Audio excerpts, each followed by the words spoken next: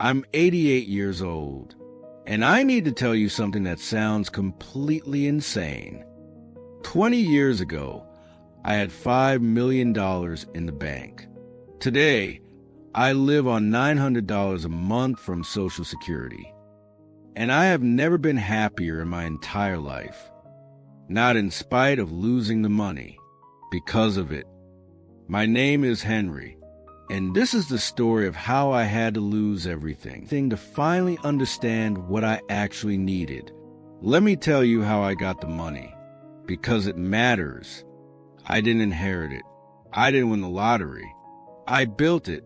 1962 to 2003, 41 years. I owned 3 hardware stores in suburban Ohio. Started with one in 1962 when I was 25.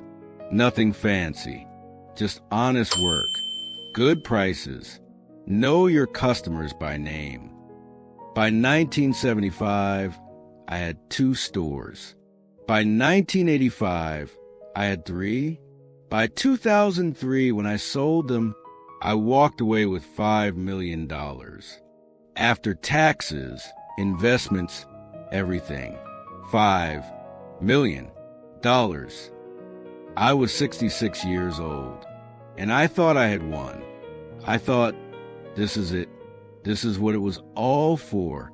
Security, freedom, the ability to do anything.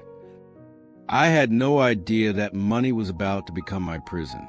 The first thing I did with the money, I bought a bigger house. We'd been living in a perfectly fine 1,800 square foot house, 3 bedrooms, one of those post-war suburban homes. Nothing wrong with it, but now I had money, real money. So I bought a 4,500 square foot house in the nice part of town, 5 bedrooms, 4 bathrooms, 3-car garage, swimming pool. My wife, Margaret, said, "Henry, what are we going to do with 5 bedrooms? It's just the 2 of us." I said, "We're successful now, Maggie. We need a house that shows it." She was quiet for a long time. Then she said, "Who are we showing?" I didn't have an answer, but I bought the house anyway. $680,000. Cash. We moved in, and immediately that house became work. Cleaning, maintaining, heating, cooling. Property taxes tripled. We spent most of our time in the kitchen and 1 bedroom. The other 4 bedrooms, empty, except when we had to clean them. But I told myself it was worth it, because we were wealthy now, and wealthy people live in big houses. Then I started buying other things. A new car, a Lexus, $55,000. I'd driven a Ford pickup for 30 years. It ran fine, but now I was retired and wealthy. I needed a nice car. You know what I remember about that Lexus? Driving it home from the dealership and feeling nothing. Just a car. Nicer seats. Quieter engine. But it didn't make me feel successful. It made me feel like I was performing success. But I kept going. New furniture. $20,000. Because the old stuff didn't fit the new house. Country club membership. $15,000 a year. Because that's what wealthy people do. Expensive vacations. Cruise to Alaska. $8,000. 5-star hotels in Europe. $12,000. New wardrobe. $3,000. Because my old clothes were too casual for someone in my position. My position? I was a retired hardware store owner living in Ohio. But I thought I needed to look like old money. Within 3 years, I had spent almost $900,000 on things I didn't need, to impress people I didn't know, for reasons I couldn't explain. Here's what nobody tells you about having money. It doesn't fill anything. I thought that when I had $5 million, I would feel secure, safe, free, but instead I felt anxious because now I had something to lose. Every market downturn, I'd check my portfolio 6 times a day. Every expense, I'd think, can I afford this? What if I run out? Even though I had millions, I felt poor because I could imagine not having it. And here's the other thing. The money didn't change who I was. I was still Henry. Same personality, same interests, same problems. I just had a bigger house to be anxious in. I thought money would make me interesting. It didn't. At the country club, I'd sit with other wealthy retirees, and we'd talk about money, investments, property values, tax strategies, the most boring conversations of my life. Back when I ran the hardware store, I'd talk to customers about their projects, their lives, their kids, real things. Now I talked about municipal bonds with men I didn't even like. And Margaret, sweet Margaret, she hated that house, hated the country club, hated what the money had done to us. She said, "Henry, we used to be happy. We used to sit on the porch and talk. Now you're always checking your phone for stock prices." And she was right. I had become obsessed with the money, not spending it, not enjoying it, just protecting it, growing it, worrying about it. The money had become the thing I served, instead of the thing that served me. In 2008, everything changed. The financial crisis. I'd invested conservatively, or so I thought, but my advisor had put 60% of my portfolio in real estate investment trusts. Safe as houses, he said. When the housing market collapsed, my portfolio collapsed with it.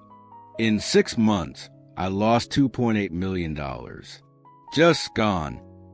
I still had $2.2 million left. By any measure, I was still wealthy. But I panicked. I pulled everything out and put it in cash, locked in the losses. Worst decision I could have made. But I was terrified. Then the house. That beautiful, empty house. Property values crashed. We owed $680,000 on a house suddenly worth $420,000 underwater. And the property taxes kept going up even as the value went down. $18,000 a year just in taxes. Margaret got sick in 2010. Cancer, ovarian, aggressive. The treatment was expensive, really expensive. Our insurance covered some, but not all. Clinical trials, experimental treatments. We tried everything. $340,000 in 2 years. Margaret died in 2012. She was 75 years old. And I was alone in that big, empty house with about $1.5 million left. Half of what I'd started with. And the person I loved most was gone. After Margaret died, something broke in me. I stopped caring about the money. I made terrible decisions. Gave money to my kids without thinking it through. $200,000 each. Not because they needed it, because I didn't want to deal with it anymore. Invested in a friend's business. Lost $150,000 when it went under. Paid off my daughter's mortgage. $180,000. Lent money to Margaret's sister. Never got it back. $60,000. Within 3 years, I was down to about $600,000. And I still had that house. That expensive, empty house. In 2015, I was 78 years old. And I did something that my financial advisor called financial suicide. I sold the house. Got $450,000 for it. After paying off what we still owed and closing costs, I walked away with $380,000. I put $300,000 of that in a simple annuity, the kind that just pays out monthly for life. And I kept $80,000 for emergencies. That annuity pays me about $1,200 a month. Combined with Social Security, $900 a month, I have $2,100 a month to live on. From $5 million to $2,100 a month. My advisor said I was throwing my life away. My kids said I was being irresponsible. But for the first time in 12 years, I felt like I could breathe. I moved into a small apartment, 950 square feet, 1 bedroom, 1 bathroom, small kitchen, living room, $725 a month rent.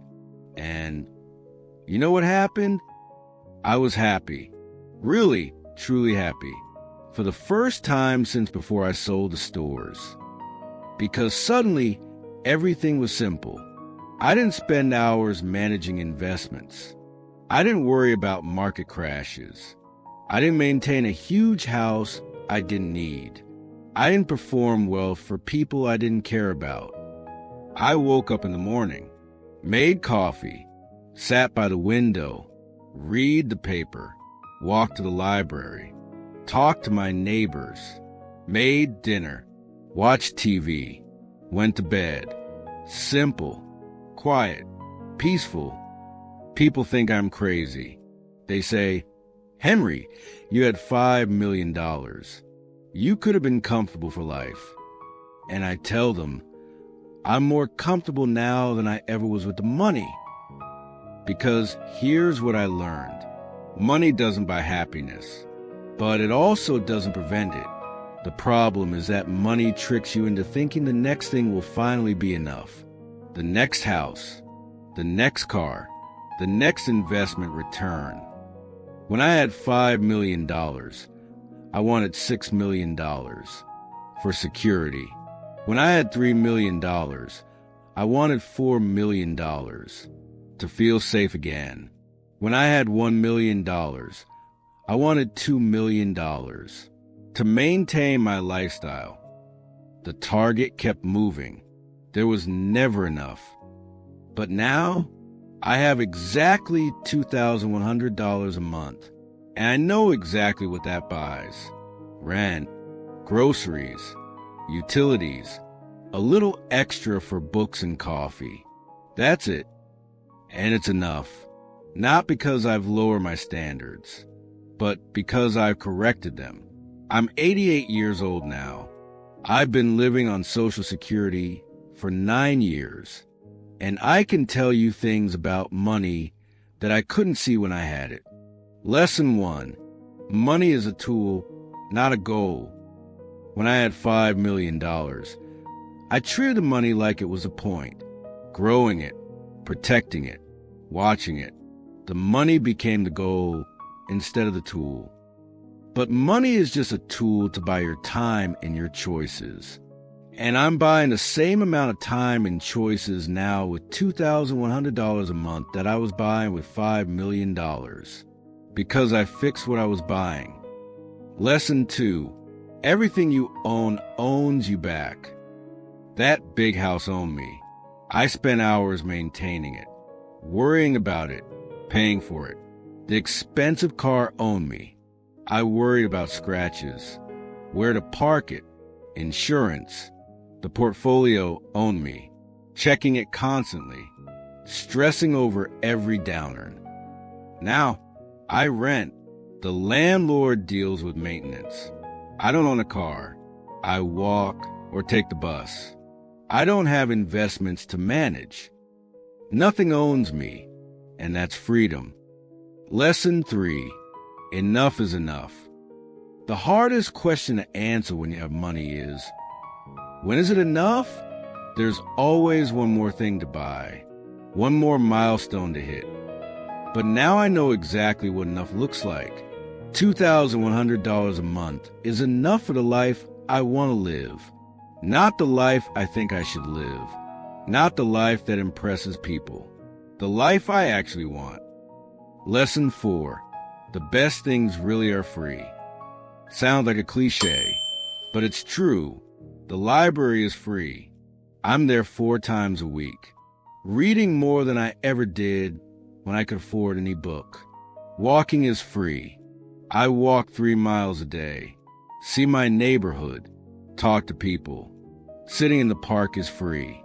I watch kids play, birds, trees changing with seasons. When I had money, I paid for entertainment, cruises, fine dining, country club, but I was never as entertained as I am now watching the sunset from a bench outside my apartment. Because I'm not distracted by the cost of things. I'm just experiencing them.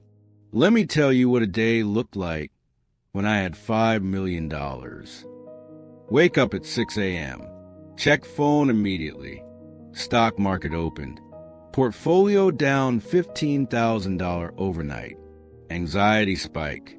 What if it keeps dropping? What should I sell? Breakfast alone. Margaret's already up, sitting in a different room. The house is too big to feel together.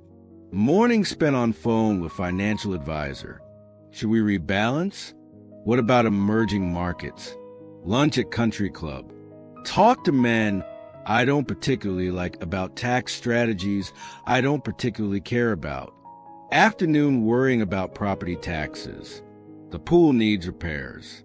$8,000. Can I afford it? Of course I can. But what if dinner alone again?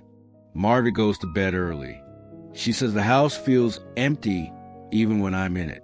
Evening checking portfolio again. Reading financial news.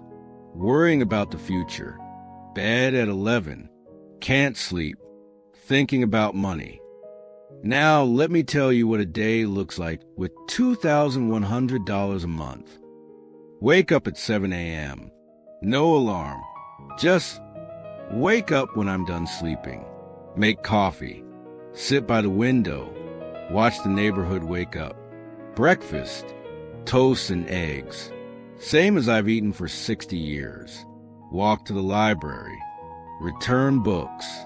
Get new ones. Chat with Linda, the librarian. She recommends a mystery novel. Sit in the park. Read for 2 hours. Sun on my face. Lunch at home. Sandwich. Soup. Afternoon walk. 3 miles. Wave to neighbors. Stop and pet a dog. Talk to the owner about nothing important. Visit my daughter. She lives 10 minutes away. We have coffee. Talk about her kids. Real conversation. Dinner. Something simple. I've learned to cook. Actually enjoy it now. Evening. Read more. Watch a little TV. Call my son. Bed at 10. Sleep like a baby. Which day sounds better to you? I'm not telling you that money is bad. I'm not romanticizing poverty. $900 a month in Social Security is a privilege. I know that. I have health care. I have enough. I'm not worried about being homeless. But here's what I am telling you. The amount of money you need to be happy is way less than you think. And the amount of money it takes to be unhappy is way less than you think, too. I was unhappy with $5 million. Not because the money was bad, but because I let the money become the center of my life. And now I'm happy with $2,100 a month. Not because the amount is magic, but because I know what I'm buying with it. And it's enough. The question isn't, how much money do you need to be happy? The question is, what do you buy with your life? When I had $5 million, I was buying a house to impress people, a car to signal status, memberships to clubs where I had no real friends, anxiety about losing it. Now, with $2,100 a month, I'm buying time to read, freedom to walk, simplicity to breathe, enough, better purchase. I see you chasing money, and I understand. I did the same thing. You think, if I just make $100,000 a year, I'll be set. Then you make $100,000, and you think, if I just make $200,000, then $300,000, then $500,000. The number keeps moving because you never stop to ask, what am I actually trying to buy? Here's what money can buy: security, food, shelter, healthcare, time. Those are real. Those matter. Here's what money can't buy: purpose, connection, peace, contentment. I spent $5 million trying to buy the second list, and I couldn't figure out why I was still empty. Because you can't buy your way out of an internal problem. If you don't know what enough looks like, no amount of money will be enough. If you don't know what you actually want, no purchase will satisfy you. If you don't know who you are, no status symbol will tell you. I had to lose the money to learn that. But you don't. I'm 88 years old. I live in a one-bedroom apartment in Ohio. I have $2,100 a month, and I'm happier than I was when I had $5 million. Not because poverty is noble, but because I finally understand what I'm buying. I'm buying enough, not more than enough, not the appearance of enough, just enough. And enough is a beautiful place to live. So here's my question for you. What are you buying with your money? And more importantly, what are you buying with your life? Because the money will run out eventually. For me, it ran out at 78. For you, it might be 65, or 85, or 95. But your life is running out right now. Every day you spend earning money, you don't need to buy things that don't matter, is a day you don't get back. I lost $5 million. And I finally found my life. Don't wait until you lose everything to figure out what you actually need. Figure out now, while you still have the time.